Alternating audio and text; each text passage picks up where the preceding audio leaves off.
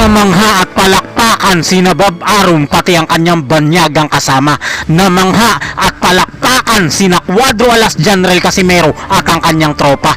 Grabe kinilabutan si Manny Pacquiao pati ang kanyang asawa. Pati si Naoya Inoue ng Japan ay kinilabutan sa ating bida. Ospital talaga ang inabot ng Thai na kalaban dahil nawasak ang atay niya sa ating kababayan. May isang Thai na boksingero ang minaliit ang ating kababayan. Sobrang hambog nito sa laban at binaliwala ang lakas ni kabayan. Pero pagkatapos ng ilang segundo sa round 1, 3 beses itong bumagsak at halos hindi makahinga dahil sa tindi ng kamao na sinalo ng kanyang bodega. Ang hindi niya alam, ang Pilipinong boksingero ay ang nambugbog sa napakatangkad na boksingero ng China at nagpasuko sa mapanakop na bansa nila.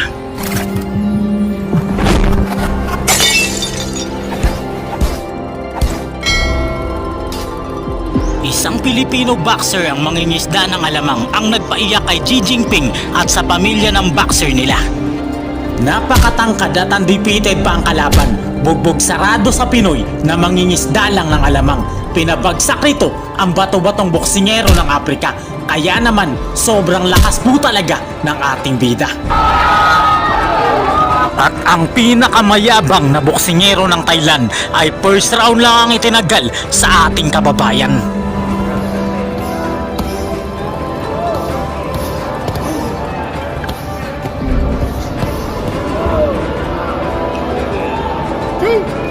May isang Pinoy na boksingero ang mangingisda ng alamang na naging bagong kampiyon sa Super Lightweight Division pagkatapos niyang bugbugin at wasakin ang undefeated boxer ng bansang China. Napakatangkad po ng kalaban ng ating kababayan pero no match ito sa kanyang kakayahan. Kaya naman ito talaga ang patunay na hindi kayang tapatan ng isang Chinong mandirigma ang boksingerong Pilipino dahil ang akala talaga niya ay easy fight lang ang maliit nating bida. Iyak ang kanyang pamilya sa bansang China at si Xi Jinping na pangulo nila. Si Elmo Remo Traya ay nagmula sa bayan ng Mandawi, lalawigan ng Cebu.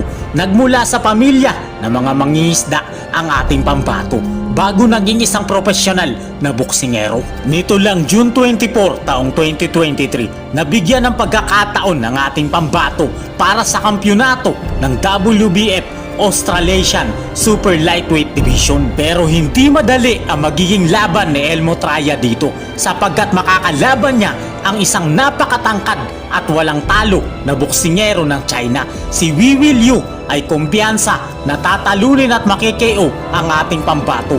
Yan ang mga sinabi niya sa interview. Pero ang hindi niya alam, si Elmo Traya ay ibang klaseng boksingero.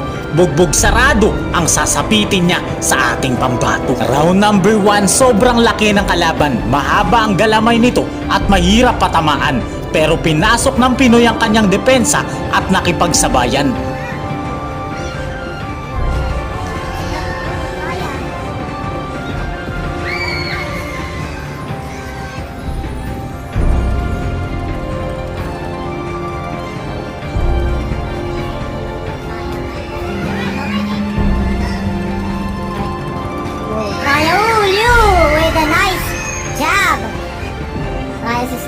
Nice hook, uppercut.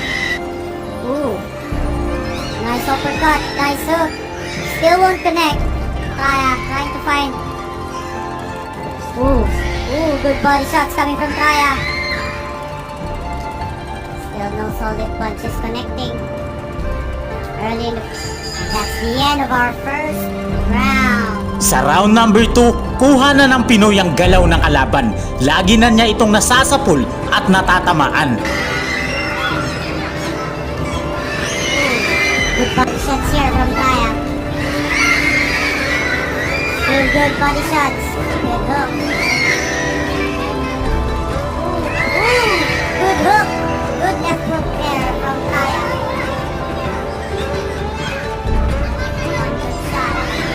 Body shots here from Traya. Blue. Trying to distance. That big counter blow. What a nice hook from Liu. But Traya with an uppercut. Right here. round number 3, ramdam na ng Chino ang lakas ng kamao ng ating pambato. Kaya atras na ito ng atras pag tinatamaan ng Pilipinong boksingero. Ooh. But Lou was the one harassing Traya's defense. But here we go again with Traya's overhand. Ooh. Almost a nice shot. Good body shots. Good overhand from Traya. Trying to corner Lou here. He's connecting, but still not enough. Ooh. Good straight from Traya.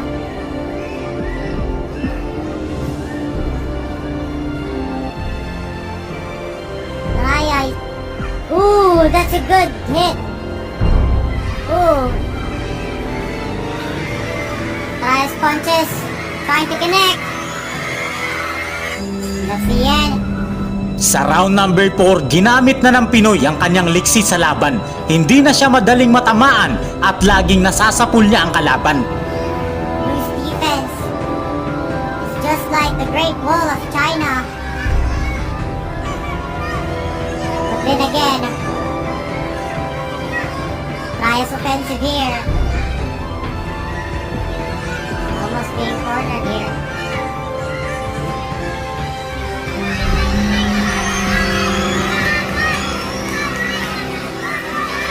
Traya.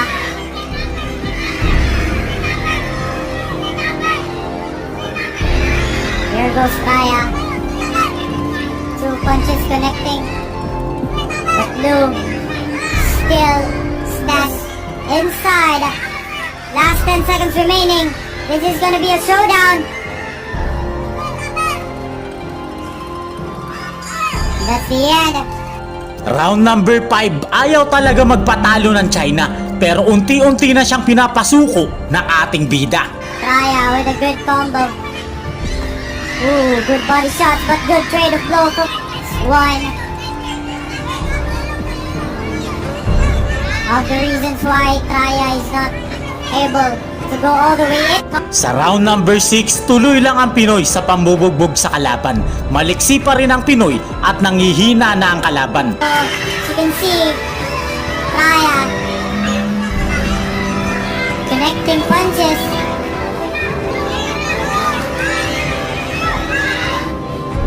Lou is going for a different angle here. Ooh. Lou is starting to grow aggressive. Traya still on the corner. Last seconds. Yeah. Round number 7, pagod na ang boksingero ng China habang ginaganahan naman ang ating bida na bugbugin ang kalaban niya. Ooh, on the corner. Lou trying to push Traya on the corner, but Traya here trying to go aggressive. Trying to push back Lou. But Lou still going back forward. Good shots coming from Traya.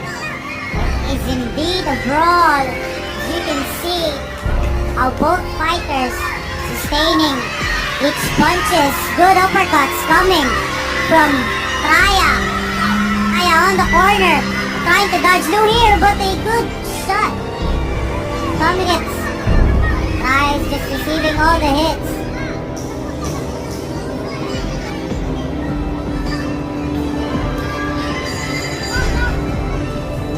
Sa round number 8, sabayan na ang dalawang boksingero pero nakakalamang dito ang ating pambato.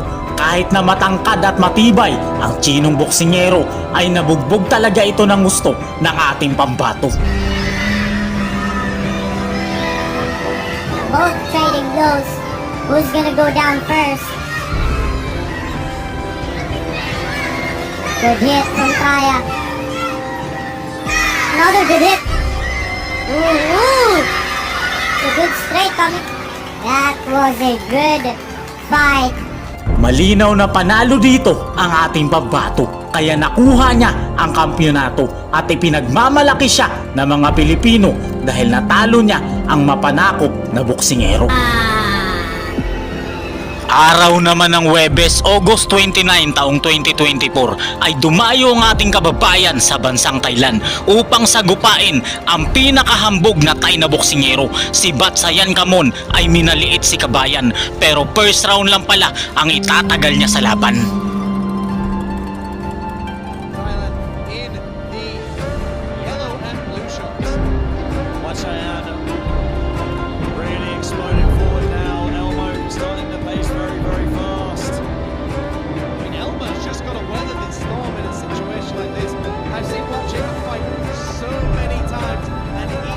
Sa sobrang lakas ng kamao ni Kabayan, babagsak ang Thai na kalaban kahit hindi tinamaan.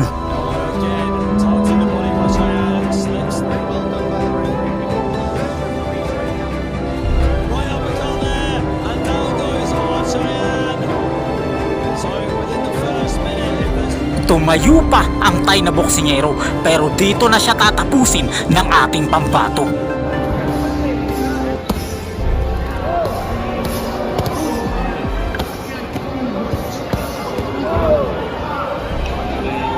Comes up with a shoveling left hook as well. And he eats another one and goes to the canvas. The referee calls it a knockdown. Yeah, it doesn't look like Wachayan is going to get up, or is he? Can he make the count? No, he's not. Wow. Sa pinakahuling laban ng ating pambato ay nilabanan niya ang prinsipe ng Thailand. Si Chidit Banti ay ang tinaguriang halimaw, the next the monster ng bansang Thailand dahil napakatindi nito, pero round 1 lang pala siya sa ating pambato. That's in for 6 rounds of action. In the red corner we've got Money Punch Elmo Treya against Citidet Bandi. Off laterally to his right. Treya coming forward. Citidet now pushing the pace on the front foot this time. As he lands good 2-punch combination on the back foot. The guard here from Treya again. Citidet pushing out that straight right, that right hand and landing with the straight left. Good distance control there, just touching the glove of Treya, trying to find Treya, not snubbed by it at all, and pushing forward. Good left hook there by Treya, and Citidet is down. That was a beautiful right uppercut and left hook from Treya. And it looks like Citidet is not going to make the count.